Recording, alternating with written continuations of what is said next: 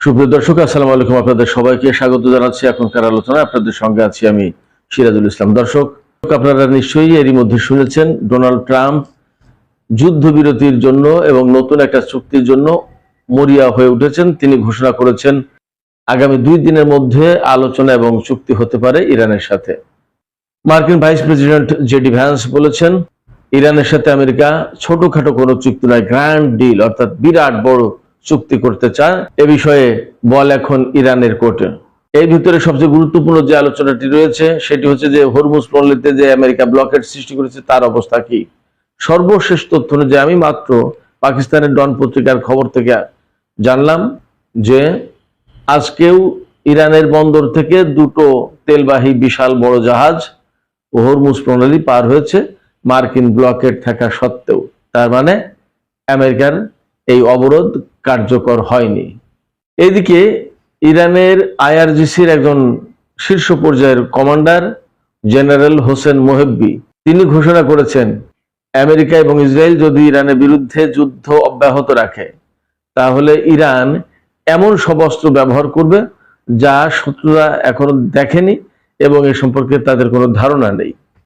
প্রশ্ন হচ্ছে, এই যে হরমুজ প্রণালীতে আমেরিকার অবরোধ ব্যর্থ হলো এবং ইরানের সামরিক সক্ষমতা অটুট রয়েছে, এটা মোটামুটি আমেরিকা ইসরায়েলের সব গোয়েন্দা সংস্থার প্রতিবেদন থেকে আমরা জানতে পারছি, আন্তর্জাতিক গণমাধ্যমগুলোতে খবর দেওয়া হচ্ছে।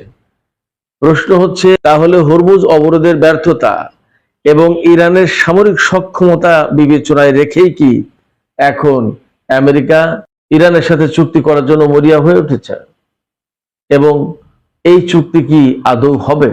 সুপ্রিয় দর্শক, এই বিষয়গুলো সামনে রেখেই এখনকার আলোচনা। আশা করি আপনারা শেষ পর্যন্ত সঙ্গে থাকবেন। আর ভিডিও ভালো লাগলে লাইক কমেন্ট শেয়ার করবেন এবং চ্যানেলটি সাবস্ক্রাইব করে সাথেই থাকবেন। দর্শক, চলুন মূল আলোচনা চলে যাই। ছোট ছোট অনেকগুলো খবর আছে, খবরগুলো শেয়ার করে তারপরে আলোচনা করি। মার্কিন প্রেসিডেন্ট ডোনাল্ড ট্রাম্প বলেছেন 2 দিনের মধ্যে ইরানের সাথে আলোচনা শুরু হবে। তার মানে ধারণা করা হচ্ছে যে আগামীকাল বৃহস্পতিবার বা শুক্রবার এই 2 দিনে যে কোনো একদিন আমেরিকা ইরানের সাথে আলোচনায় বসতে যাচ্ছে। আমি এর সাথে রিলেটেড তথ্য জানিয়ে দিই। ইরানের পক্ষ থেকে কিন্তু এখনো এ ব্যাপারে পরিষ্কার কোনো আলোচনা তোলা হয়নি, তারা নিশ্চিত করেনি বা তারা প্রত্যাখ্যানও করেনি। তারা পাকিস্তানের সাথে যেমন বার্তা আদান প্রদান অব্যাহত রেখেছে, তেমনি ইরানের পররাষ্ট্রমন্ত্রী আব্বাস আরাকচি গতকাল তুরস্কের পররাষ্ট্রমন্ত্রী হাকান ফিদানের সাথে টেলিফোনে আলাপ করেছেন এবং সেখানে অনেক আলাপ হয়েছে। তুর্কি প্রসঙ্গে আমি একটু পরে একটু বিস্তারিত আলোচনায় আসব।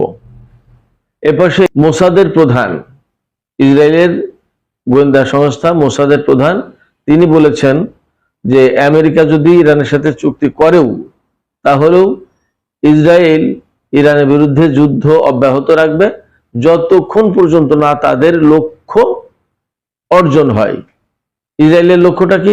ইসরায়েলের লক্ষ্য হচ্ছে ইরানের সরকার পরিবর্তন। কারণ তারা মনে করে এই বিপ্লবী সরকার থাকলে ইসরায়েলের কোনো অবস্থান ভবিষ্যতে মধ্যপ্রাচ্যে থাকবে না। শুধু তাই না, তারা যে গ্রেটার ইসরায়েল প্রতিষ্ঠা করতে চায় নিউ মিডল ইস্ট প্ল্যানের আওতায়, সেই গ্রেটার ইসরায়েল প্রতিষ্ঠার স্বপ্ন চিরদিন স্বপ্নই থেকে যাবে। তারা বাস্তবে কোনদিন সেটি রূপ দিতে পারবে না। এদিকে শান্তি আলোচনার যে গুঞ্জন শুরু হয়েছে গতকাল থেকে, বিশেষ করে খুব জোরালো। ডোনাল্ড ট্রাম্পের এটা ট্রিকও হতে পারে, চালাকিও হতে পারে, আবার বাস্তবেও হতে পারে।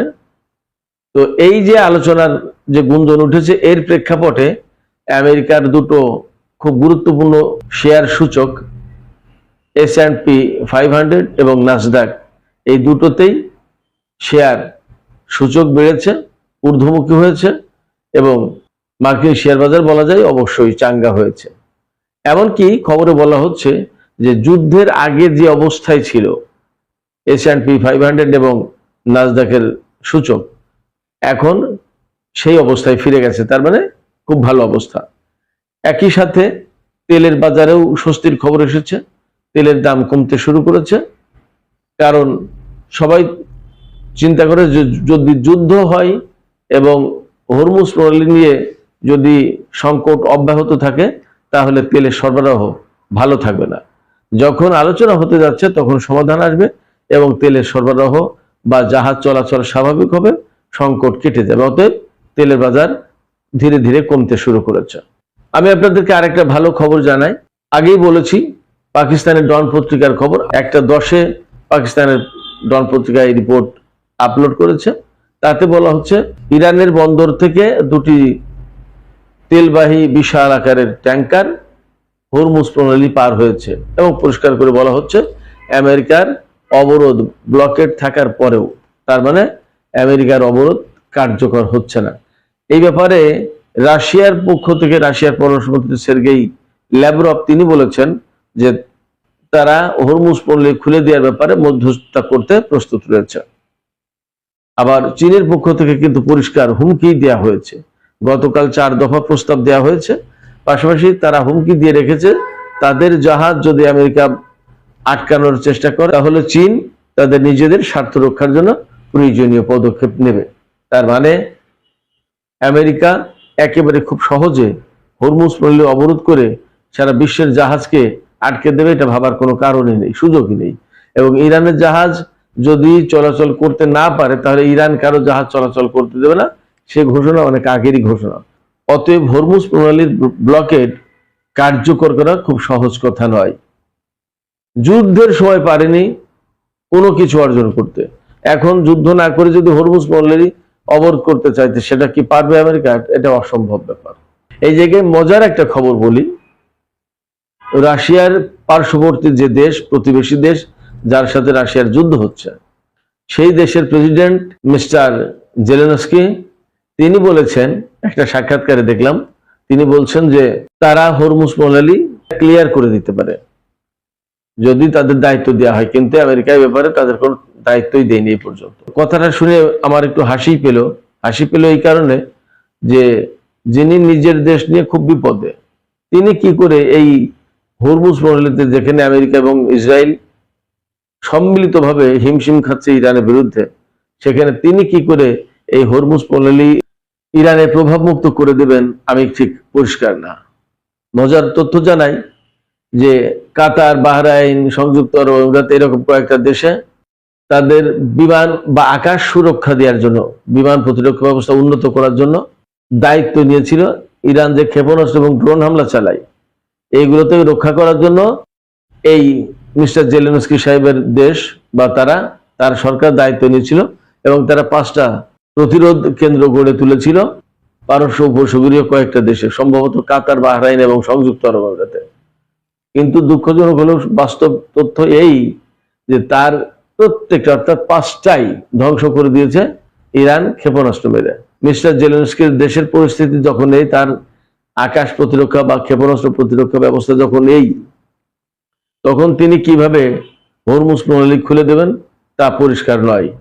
এর ভিতরে ইরানের IRGC অর্থাৎ বিপ্লবী গার্ড বাহিনীর অন্যতম শীর্ষ পর্যায়ের কমান্ডার জেনারেল হোসেন মহিব্বি তিনি একদম সুস্পষ্ট করে বলেছেন যে যদি আমেরিকা ইসরায়েল যুদ্ধ অব্যাহত রাখে তাহলে ইরান এমন সব অস্ত্র, নতুন নতুন অস্ত্র ব্যবহার করবে যা এর আগে ইরান ব্যবহার করেনি এবং এই সমস্ত অস্ত্র সম্পর্কে শত্রুদের কোনো ধারণাই নেই। শুধু তাই না, তিনি কথা বলেছেন পরিষ্কার করে যে ইরান যদি এই সমস্ত অস্ত্র ব্যবহার করে তাহলে সেগুলো মোকাবেলা করার কোনো ক্ষমতা শত্রুদের নেই। ইরানের এই হুমকি বা এই হুঁশিয়ারি যে খুব ফাঁকা বলি না, তা তো আমরা অনেকটা প্রমাণ পেয়েছি। আমি অনেক আগে থেকেই বলে আসতাম যে ইরানের হাতে এমন হাইপারসনিক ক্ষেপণাস্ত্র আছে যা মোকাবেলা করার প্রযুক্তি আমেরিকা, ইসরায়েল কারোর হাতেই নেই। ফলে IRGCর এই কমান্ডারের যে বক্তব্য, যে এই হুঁশিয়ারি যে ফাঁকা বলি না তা কিন্তু মোটামুটি নিশ্চিত। এবং আমরা দেখেছি যুদ্ধের শেষ পর্যায়ে প্রায় মাঝে মাঝেই ইরান নতুন নতুন ক্ষমতার অধিকারী এমন ক্ষেপণাস্ত্র, এমন প্রযুক্তি তারা কিন্তু ইন্ট্রোডিউস করেছে, চালু করেছে এবং যেগুলো দেখে সত্যি সত্যি বিশ্ববাসী অবাক হয়েছে। এবং ইরানের সামরিক শক্তি দেখার পরেই মূলত অনেকেই কিন্তু আমেরিকার পক্ষে ইরানের বিরুদ্ধে যুদ্ধ করতে আসতে চায়নি, কারণ এর পরিণতি হবে ভয়াবহ, এটা তারা সবাই বুঝতে পেরেছে। মধ্যপ্রাচ্য, বিশেষ করে ইরানকে কেন্দ্র করে যখন ওই অঞ্চলে শান্তির একটা সুবাতাস বয়ে যাওয়ার সম্ভাবনা তৈরি হয়েছে, তখন তুরস্কের পক্ষ থেকে গত 2-3 দিন ধরে একটা কথা খুব গুরুত্ব দিয়ে বলা হচ্ছে যে তারা প্রয়োজনে ইসরায়েলের বিরুদ্ধে যুদ্ধ করবে ইরানের পক্ষ হয়ে। এই বক্তব্যটা কেন আমি এই কদিন আলোচনা করিনি, কিন্তু আজকে একটু বলি এই বক্তব্যটা কেন কেন এই বক্তব্য দিচ্ছে তুরস্ক। এর কয়েকটা দিক থাকতে পারে, আমি ছোট ছোট করে একটু বিশ্লেষণ করি। দেখুন, তুরস্ক এমন একটা দেশ যে দেশের প্রেসিডেন্ট রজব তাইয়িপ এরদোগান, কেউ বলে রিসেপ তাইয়িপ এরদোয়ান, রজব তাইয়িপ এরদোগানের নেতৃত্বাধীন যে তুরস্ক, এই তুরস্কের প্রতি মুসলিম বিশ্বের একটা বিরাট আশা আকাঙ্ক্ষা আছে। অনেকে মনে করে, প্রায় মাঝে মাঝে এরদোগান কিন্তু বলেন যে তিনি এটা করবেন সেটা করবেন, মুসলিমদের স্বার্থে এই করবেন সেই করবেন, বহু কিছু। ইসরায়েলের বিরুদ্ধে কিন্তু অনেক কড়া কড়া বক্তব্য তিনি রাখেন, কিন্তু বাস্তবতা হচ্ছে এই পর্যন্ত ফিলিস্তিনি, লেবানন, ইরান কোনো পক্ষের হয়ে কিন্তু কার্যকর কোনো পদক্ষেপ তিনি নেননি। কেমন, বরং তিনি নেটো জোটের সদস্য, এই কারণে তার দেশে আমেরিকার ঘাঁটি আছে এবং তিনি ইউরোপ, আমেরিকা এবং পশ্চিমাদের সাথে সম্পর্ক রেখে বজায় রেখে চলতে আগ্রহী বা চলে থাকেন। এমনকি তিনি বহু বছর ধরে ইউরোপীয় ইউনিয়নের সদস্য হওয়ার চেষ্টা করেছেন, যদিও ইউরোপীয় ইউনিয়ন তাকে বা তুরস্ককে সদস্য করেনি। তো আমরা যদি তুরস্কের সাথে ইসরায়েলের সম্পর্কটা দেখি, তাহলে দেখব এই রজব তাইয়িপ এরদোগানের সময় ইসরায়েলের সাথে সম্পর্ক কিন্তু খারাপ ছিল না, ভালোই ছিল সবসময় সম্পর্ক। এখনো সম্পর্ক যে খুব খারাপ তা কিন্তু না, কিছু কিছু ডাউনগ্রেডেড হয়েছে, কিন্তু প্রকৃতপক্ষে ফিলিস্তিন এবং লেবাননকে কেন্দ্র করে তুরস্ক যে রোল প্লে করতে পারো, এই রোল প্লে কিন্তু করেনি। সেই জায়গায় ইরানের হয়ে তিনি এখন ইসরায়েলের বিরুদ্ধে যুদ্ধ করবেন, এই কথাটা আসলে কতটুকু বাস্তবসম্মত সেটা একটা বিষয়। তার আগে আমি আরেকটু বলি, এই যে আজারবাইজান থেকে ইসরায়েলের জ্বালানি চাহিদার প্রায় 40% এই আজারবাইজান থেকে যায়, গ্যাস এবং জ্বালানি তেল। এই গ্যাস এবং জ্বালানি তেল আজারবাইজান থেকে ইসরায়েল কিভাবে নেয়? পাইপ লাইনের ভেতর দিয়ে। তার মানে আজারবাইজান থেকে তুরস্কের ভেতর দিয়ে ইসরায়েল এই তেল গ্যাস নেয়, এবং ইসরায়েলের এই তেল গ্যাস, আজারবাইজান থেকে এই তেল গ্যাস তুরস্ক হয়ে যদি না নিতে পারতো ইসরায়েল, তাহলে ইসরায়েলের অর্থনীতি কলাপস হয়ে যেত। অর্থনীতি কি, তার এই দেশ তো প্রায় অচল হয়ে যেত। আপনি চিন্তা করেন যে কমপক্ষে 40% জ্বালানির, টোটাল জ্বালানির চাহিদা পূরণ করে এই আজারবাইজানের তেল গ্যাস দিয়ে, এবং সেইটা পাস হয় তুরস্কের ভেতর দিয়ে পাইপলাইনের মধ্য দিয়ে। এবং আজারবাইজানের সাথে ইসরায়েলের কিন্তু ব্যাপক সম্পর্ক। শুধু তাই না, গত জুন মাসে যে যুদ্ধ হয়েছিল, এই আজারবাইজানকে ব্যবহার করে ইসরায়েল ইরানের উপরে হামলা চালিয়েছিল, আজারবাইজানের আকাশ পথ ব্যবহার করে। তো আজারবাইজানে যাওয়ার জন্য কোন পথ ব্যবহার করেছে ইসরায়েল? অবশ্যই তখন তুরস্কের উপর দিয়ে গেছে, তাছাড়া তো যাওয়ার পথ নেই। তুরস্কের এই যে ভূমিকাটা, এই যে বক্তব্যটা, এই বক্তব্যটা আসলে লোকজন খুব একটা ভালোভাবে গ্রহণ করে না। আমি আগেই বলেছি, মুসলিম বিশ্বের বিরাট একটা আশা আকাঙ্ক্ষা আছে, বিশেষ করে এরদোগানের নেতৃত্বাধীন এই তুরস্কের উপরে। কিন্তু এরদোগান তো সেই রকম কাজ করছেন না, বারবার তিনি বলেন কিন্তু কিছু করেন না, যার কারণে তার উপরে মানুষের হতাশা সৃষ্টি হয়েছে।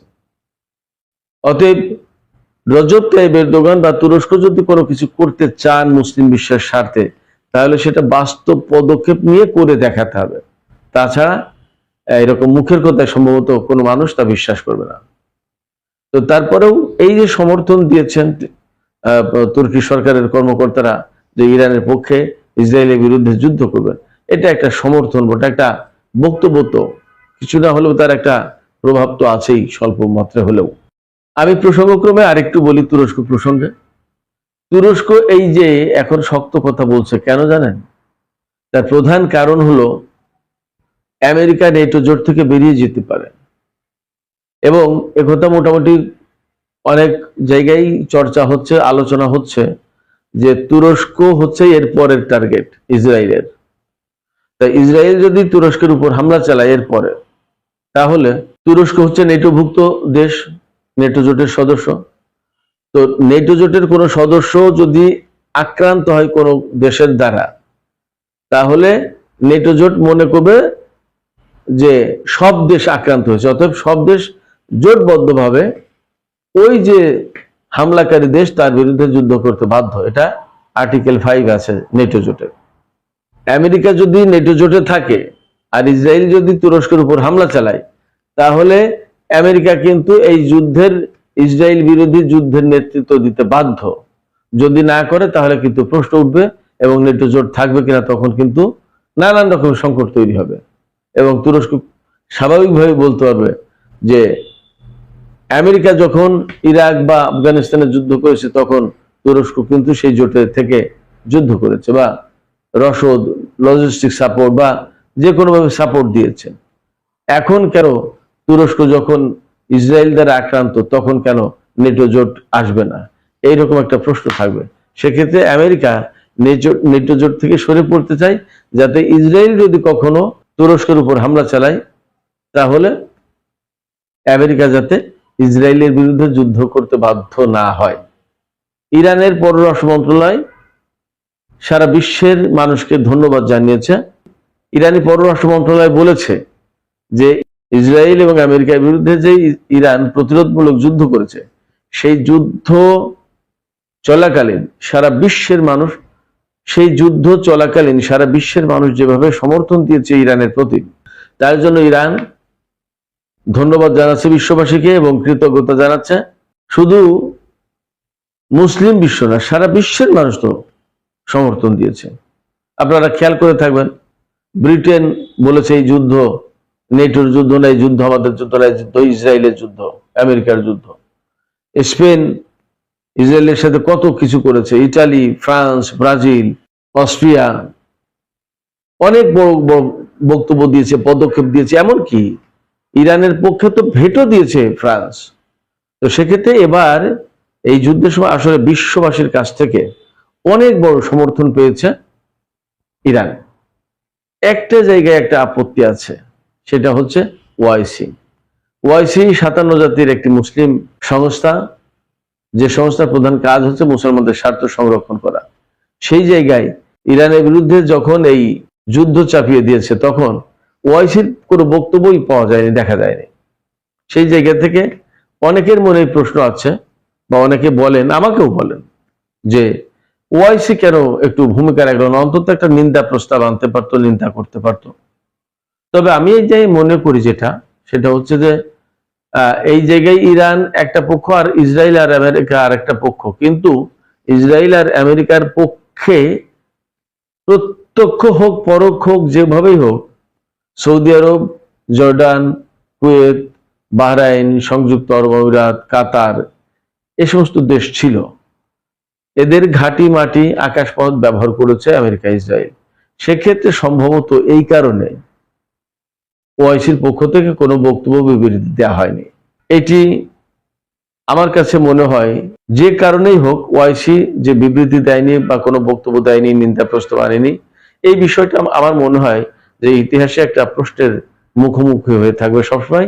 এটা কখনোই প্রশ্ন এড়িয়ে যেতে পারবে না। এখন তো সুপ্রিয় দর্শক, আজকের আলোচনা এখানেই শেষ করতে চাই। আলোচনা শেষের আগে আপনাদের কাছে মতামত জানতে চাই যে আসলে তুরস্কের অবস্থানটাকে আপনারা কে কিভাবে দেখেন? তারা কি প্রকৃত পক্ষেই ইসরায়েলের সাথে কখনো সংঘাতে জড়াতে চায় বা জড়াবে বলে মনে হয় আপনাদের? আর ওআইসির যে ভূমিকা, এই ভূমিকাটা কতটা কাঙ্ক্ষিত? এই ভূমিকাটা আসলে এমন থাকা উচিত নাকি আরো বেশি কিছু হওয়া উচিত ছিল? আপনাদের কি মনে হয় সেসব মতামত জানিয়ে কমেন্টে লিখতে পারেন। আর ভিডিও ভালো লাগলে লাইক কমেন্ট শেয়ার করুন প্লিজ, এবং চ্যানেলটি সাবস্ক্রাইব করে সাথেই থাকুন। আপনাদের সবাইকে অনেক অনেক ধন্যবাদ। আল্লাহ হাফেজ।